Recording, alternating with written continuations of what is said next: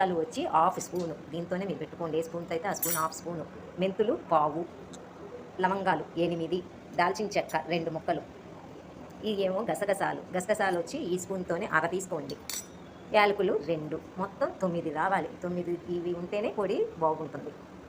ఒక మిక్సీ పట్టుకోవాలి. పొడి రెడీ అయిపోతుంది. ఈ పొడి ముందే మనం చేసి ఉంచుకుంటే మనకెప్పుడు కావాలో పిల్లలకి అప్పుడు క్యారేజీల్లో కూడా కట్టేసుకోవచ్చు. ఈజీగా అయిపోతుంది కదాంబరం. కలుపుకొని 2 స్పూన్లు చింతపండు కూడా దాంట్లో వేసుకొని కొంచెం నీళ్ళు ఇంకో 2 గ్లాసులు పోసుకుంటే పలచగా ఉంటుంది మనకి. కదాంబరం గదా! కొంచెం పలచగా ఉంటే బావుంటుంది.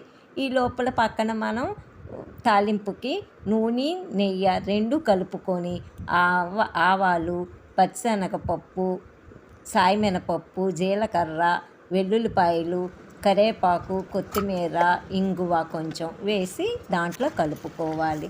అంతే కదాంబరం అయిపోతుంది.